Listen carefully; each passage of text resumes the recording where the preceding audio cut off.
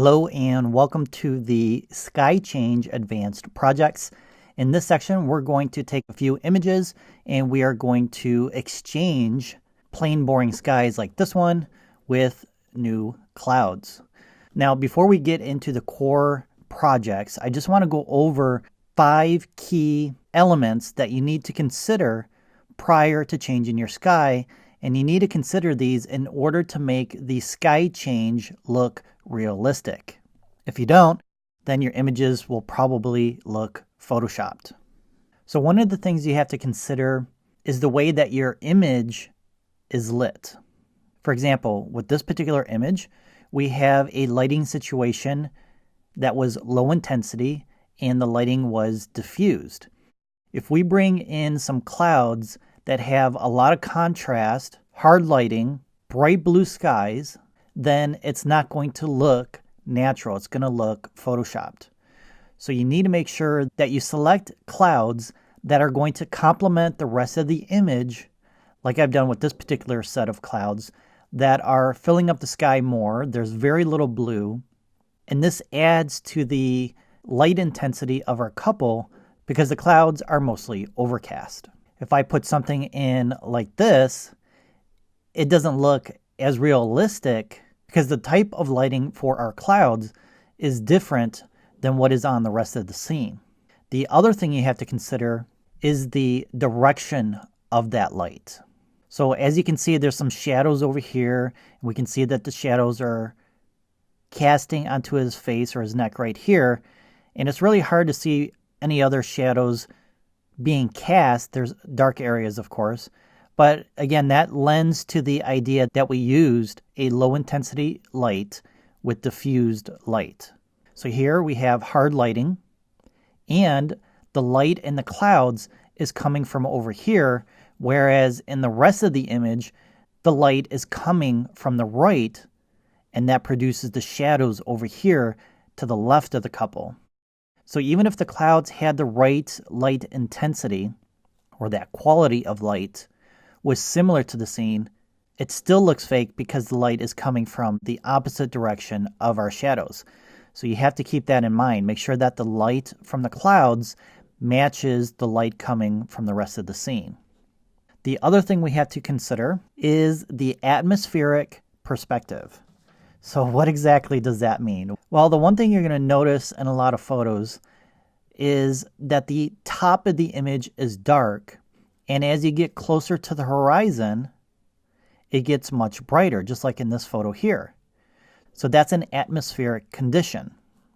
So if you didn't apply that to your image, which I actually did here, it's actually lighter down here and it's darker up here at the top. But in this particular set of clouds, which are the exact same clouds actually, I didn't add that atmospheric condition or perspective, and it doesn't look as realistic as the previous image. Plus, there's also a hard line. You can kind of see it in the grass here and up in here as well. And that's because it gets harder and harder to blend in the clouds with our image when you have individual strands of grass like we have in this image here.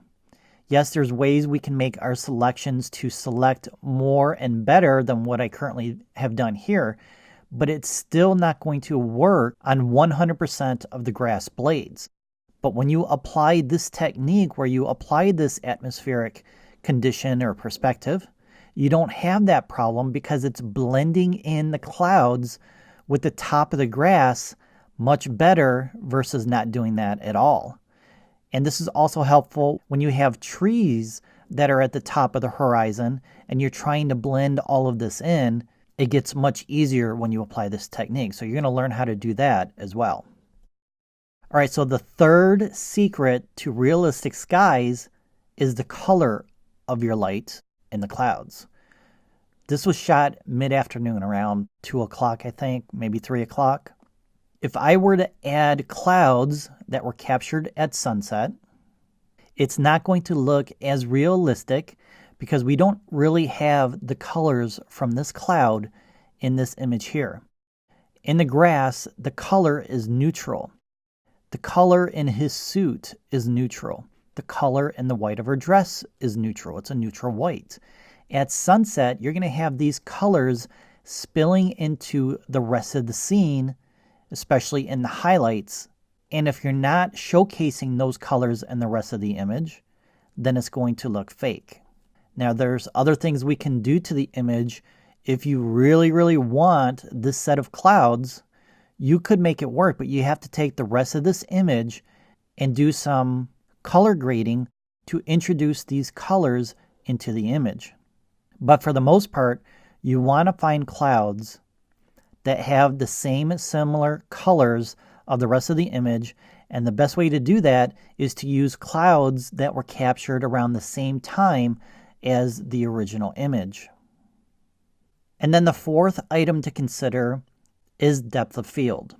For example, in this image, we have our foreground and our background. The couple are in sharp focus, and then our background is out of focus. So I used a shallow depth of field or a fast lens to blur out the background. And if you apply a set of clouds that are in sharp focus, then it's not going to work. It's going to look funny. So here I have a set of clouds that are in sharp focus, and it's in conflict with the rest of the background because the rest of the background is blurred out and it looks fake. So you have to take your clouds and blur them out to help it blend in with the rest of the background.